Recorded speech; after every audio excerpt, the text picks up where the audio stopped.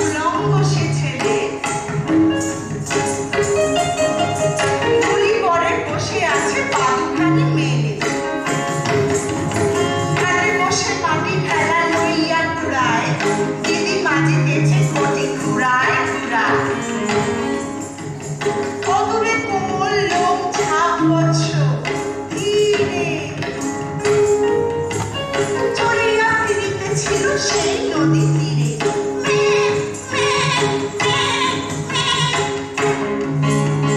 সহসা সে কাছে আসি থাকিয়া থাকিয়া বালকের মুখ যে উঠিল ডাকিয়া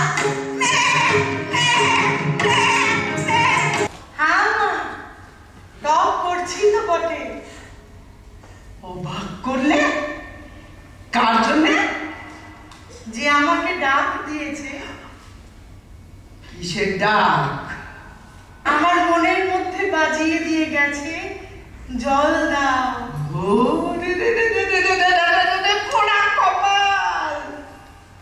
তোকে বলেছে জল দাও? কে শুনি? তোর আপন জাতের কেউ? তাই তো বললেন যে তিনি আমার আপন জাতেরই। জাত লুকোসনি বলেছিলি তুই চন্ডালিনী? বলেছিলেন।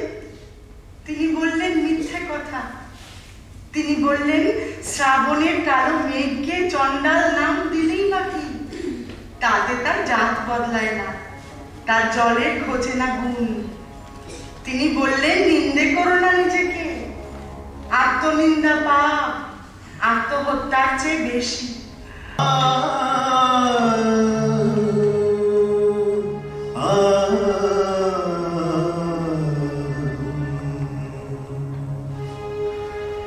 ডাকো মোরে আজ তেরি শীতে, ডাকো মোরে আজ তেরি শীতে, নিদ্রা যাবে বিশ্ব জগৎ হৃদয়ে আসিলে নীরবে ডাকো হে তোমারি অমৃতে, ডাকো মোরে আদি নিশীথে।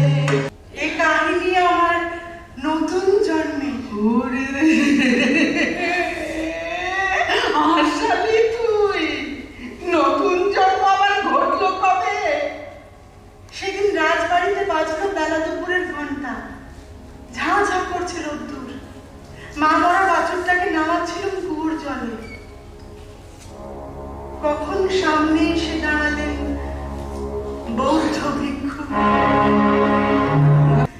আমি বললাম আমার ভারী স্বাদ, ভারী স্বাদ, রোজ খাবো বনের ফল, ক্ষেতের শাক, শালুক ফুল। আমার ছেলে নিজের হাতে করে তুলে আনবে।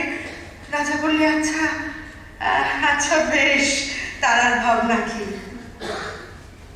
সোনার পালঙ্কে বসে আছি, ছেলে ডালি নিয়ে এলেন। তার সর্বাঙ্গে ঘাম, তার মুখে রাগ। ডালি পড়ে রইল, লজ্জা পেলে। তারপর আমার কি হলো কি জানি, একলা বসে থাকি, মুখে কথা নেই। রাজা রোজ এসে আমায় শুধোয়, তোমার কি হয়েছে, কি হয়েছে, কি চাই, কি চাই, কি যে চাই, সুরানি হয়েও কি যে চাই, সে কথা লজ্জায় কাউকে বলতে পারিনি। তাই তোমায় ডেকেছি সেনাপতি। আমার শেষ কথাটি বলি তোমার কানে। ওই দুরানির দুঃখ আমি চাই। সেনাপতি বললে আহা আহা, কেন বলো তো? রানী বললে ওর এই বাঁশের বাঁশিতে সুর বাজলো, কিন্তু আমার সোনার বাঁশি কেবল বই বেড়ালে বাঁধলে বেড়ালেন, বাজাতে পারলেন না। আলোক চমকে কাঁপি কেঁদে ওঠে শ্বাসে, দিদি ঘাটে ঘটি খেলে ছুটে চলে আসে। এক পক্ষে ভাই রয়ে অন্য পক্ষে ছাড়, দুজনের মাটি দিল সমান সোহাগ। পশু শিশু নর শিশু দিদি মাঝে পড়ে দুহারে বাঁধিয়া দিল পরিচয় ডোরে।